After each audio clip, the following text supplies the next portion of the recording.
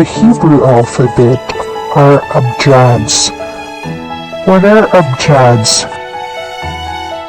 These are consonant alphabets, represent consonants only, or consonants plus some vowels. Back to the Hebrew alphabet. The Hebrew letters are mostly consonants except for the vowels Aleph and Wa, or the letter sound A and U. The abjads that are no longer used are the Paleo-Hebrew and the Proto-Semitic or Proto-Canaanite texts. But we will still refer to the Paleo-Hebrew alphabet because most of the archaeological finds reveal the Paleo-Hebrew name of our creator on it. So how do you pronounce his true name from the Hebrew letters Yahuah? Let us find out.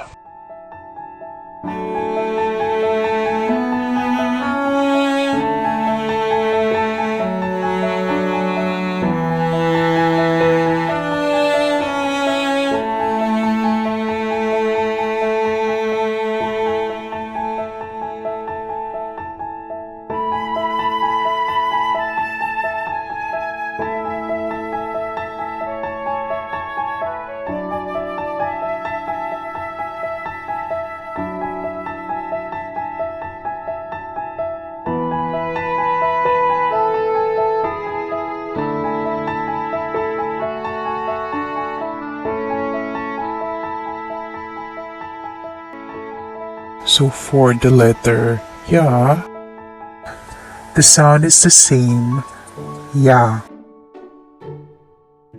For the letter Ha, it is pronounced as the letter H or EH, which is pronounced as Ha or A. Combining the letters Ya and Ha makes the sound Ya.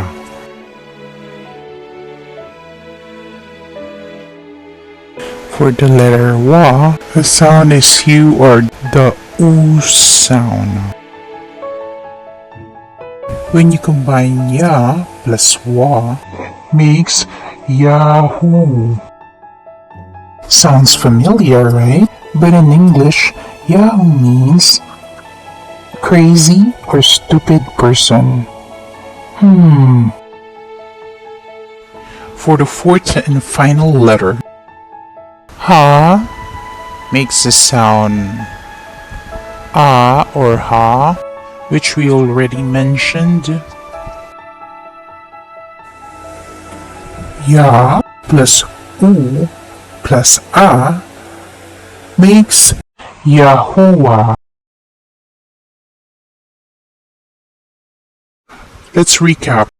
Yahuah is pronounced as Yahuah. That is our Creator's name. Yahuah.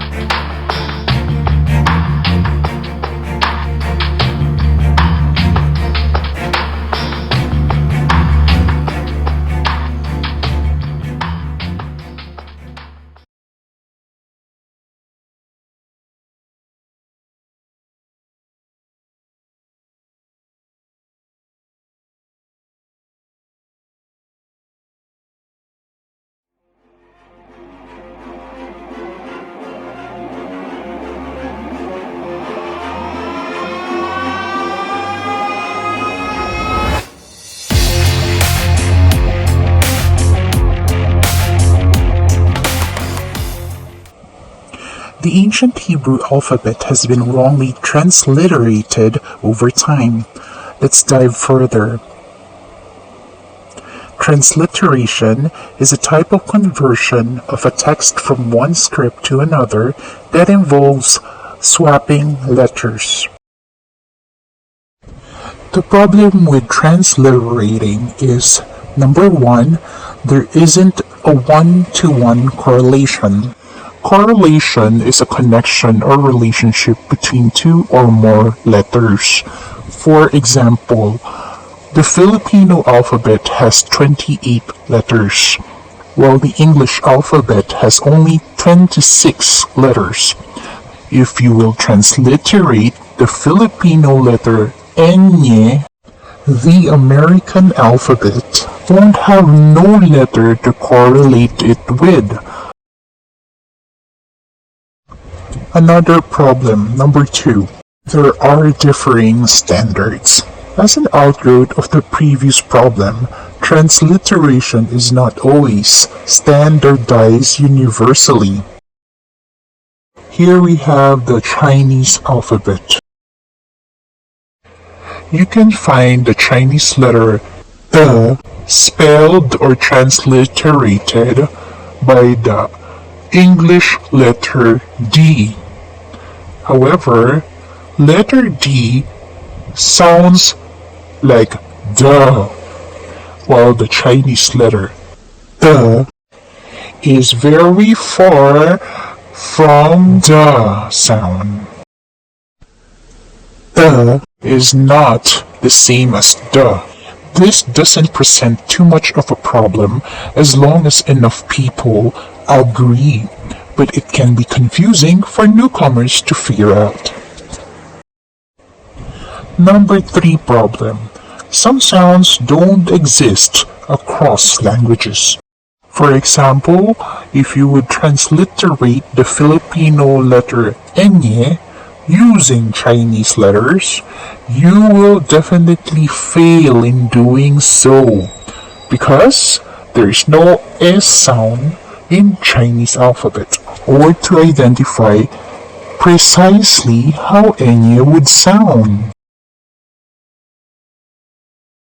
We have 4 Hebrew alphabet scripts based on the timeline. First is the Mosaic hieroglyphic Hebrew, that's from 1859 to 1050 BC. The second is Paleo Hebrew from 1050 to 458 BC.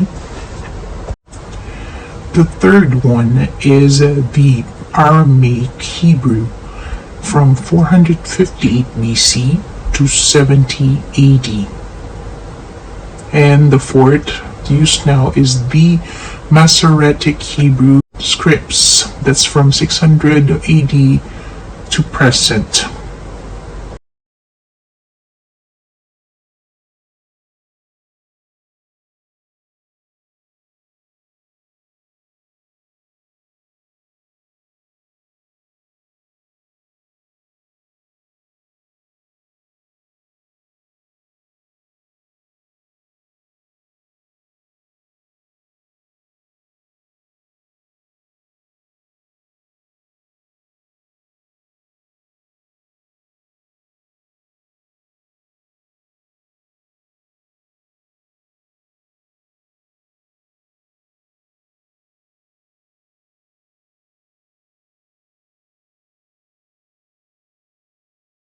Yahuah needed a standardized alphabet to communicate the law at Mount Sinai. Therefore, the Mosaic hieroglyphic Hebrew alphabet was invented by Joseph, his sons Ephraim and Manasseh in 1859, and became fully standardized into what we know today as Mosaic Hebrew. The shapes of each of the 22 letters become simplified over time, down to the time of Samuel, who created the second script called Paleo Hebrew in his Neoth Preacher's School. This second alphabet was used by David down to the Babylonian captivity. During this time, Hebrew language was already extinct and now no longer used by the general population of the Jews. They now mostly speak Aramaic. Now Ezra was one of the tiny minority who were bilingual and could still read and write in native Hebrew. Ezra, and with the help of 13 scribes, translated the surviving Bible manuscripts of the Old Testament into the Aramaic Hebrew, or the Square Hebrew. This is the reason why we can't use Aramaic Hebrew as our reference for the name of our Creator, Yahuah, because the alphabet has been infused with Aramaic already. After suffering major losses in 70 and 135 AD, the manuscripts of the Bible lay in the hands of a tiny group of Jews at Zippori, then was standardized by Rabbi Yos ben Halafta in 160 AD. This Zippori text was now inherited by the Masoretes at Tiberias in 600 AD.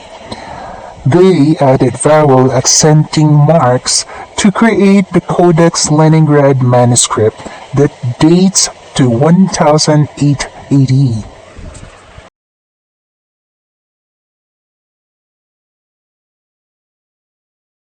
See how the Hebrew language has changed over time.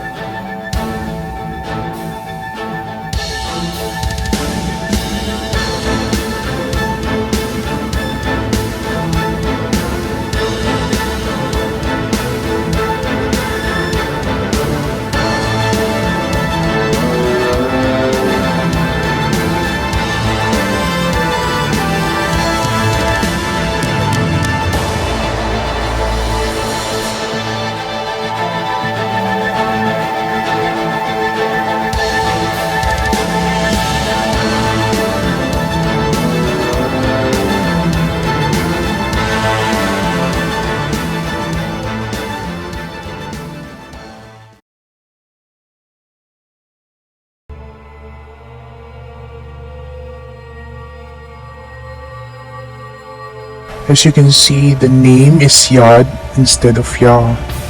They already have changed it, and then it has become Yod or Yod.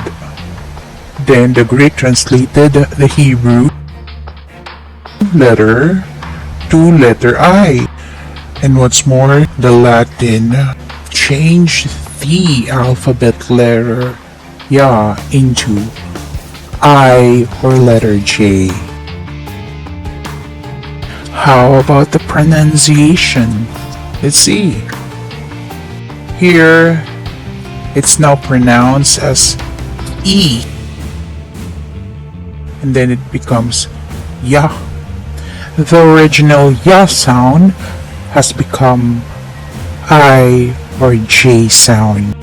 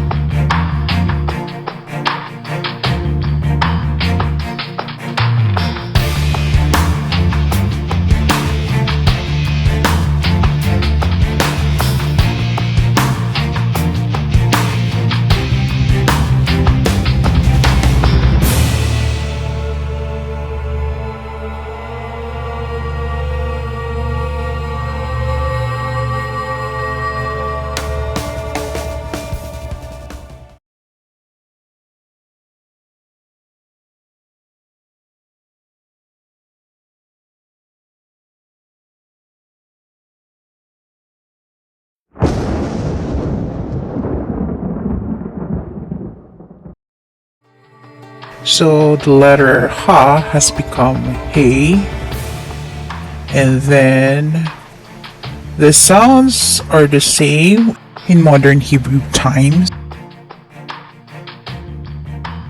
which are H or AH. But the Greeks and Latins, however, they changed it to an E sound.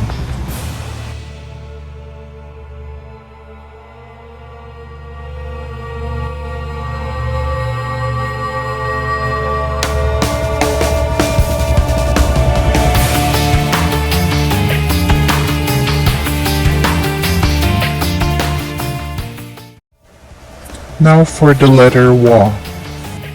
As you can see, Wa, UAW, has been changed into WAW. And for some reason, the modern Hebrew sound for the letter Wa has become VAV, or the sound VAV.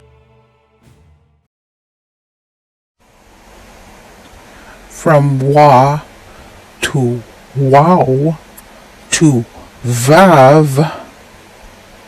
Again, the Greeks and the Latins have changed the letter Wa into the letter F.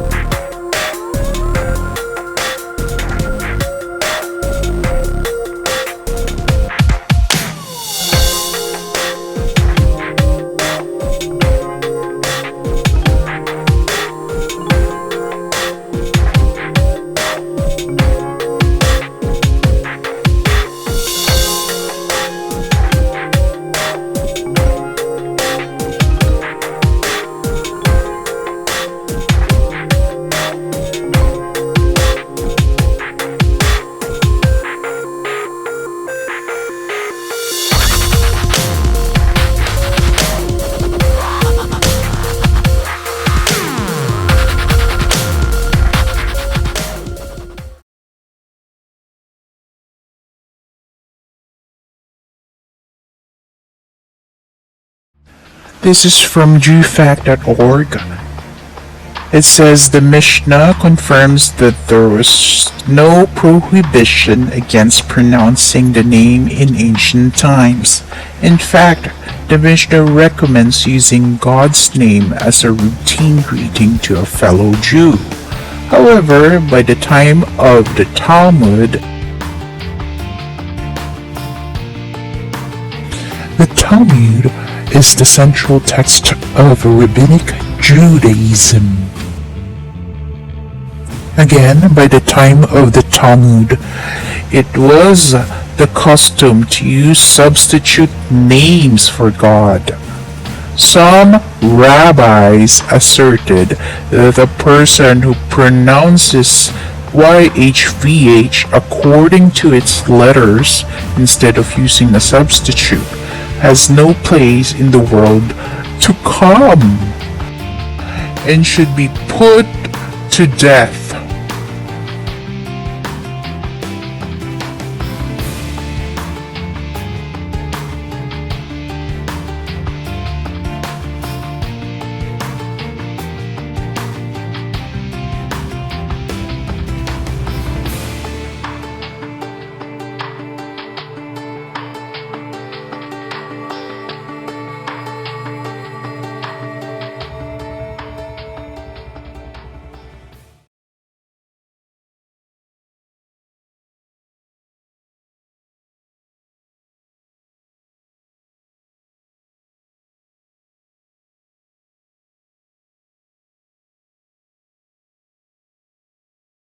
The most important of God's names is the four-letter name represented by the Hebrew letters Yod, He, Vav, He. It is often referred to as the ineffable name, the unutterable name.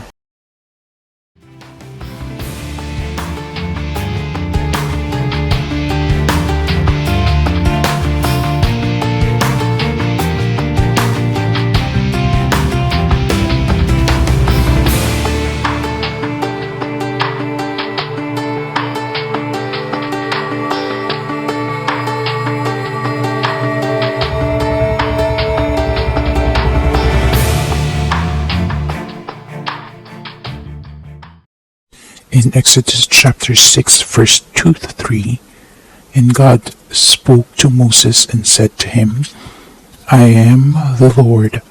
I appeared to Abraham, to Isaac, and to Jacob as God Almighty, but by my name, Lord, I was not known to them. Footnotes on the Lord here says YHWH, or traditionally Jehovah.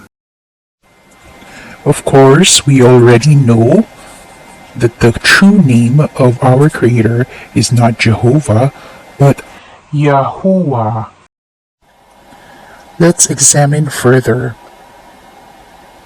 The phrase, but by my name here, means Shem. Shem in Hebrew means name, just name.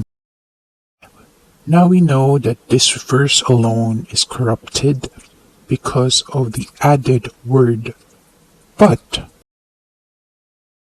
Finally, let us look on the phrase, was I not known? In Strong's Concordance, was I not known is Yada in Hebrew. Yada in Hebrew means to know, known, to perceive, but basically the word is know. It is not unknown. With just these two verses, we can already see the changes that have been done. First, they changed the name of our Creator. Second, they inserted the word but, and not known should be known.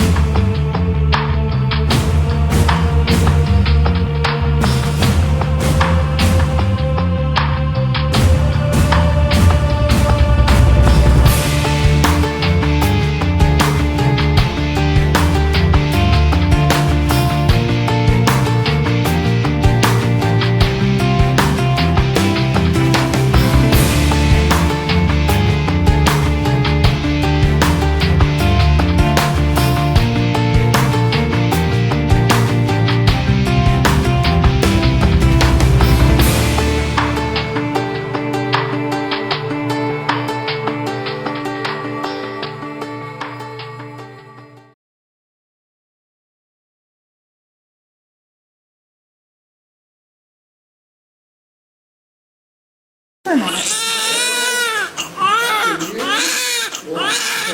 Gotta find it. Oh, there it is.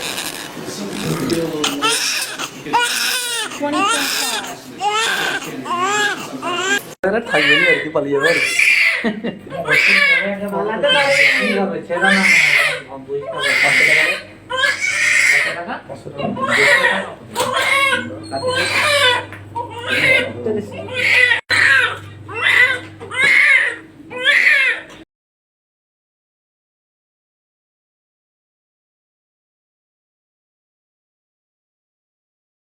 Babies know how to pronounce the last two syllables of Yahuah.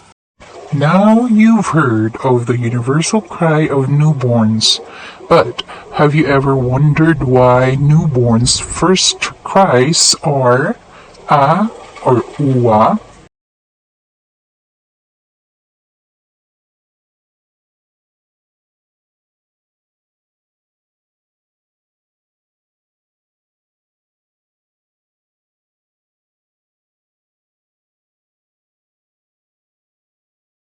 Their cry is a testimony that only Yahuah, Abba, is the creator, the one who created them. They cry Uwa, not Hova, and not Awe. Ho means to breathe, to be, to exist, come into existence. When the infants cry after their first breath of existence, they say Uwa, Uwa, the last two syllables of Yahuah.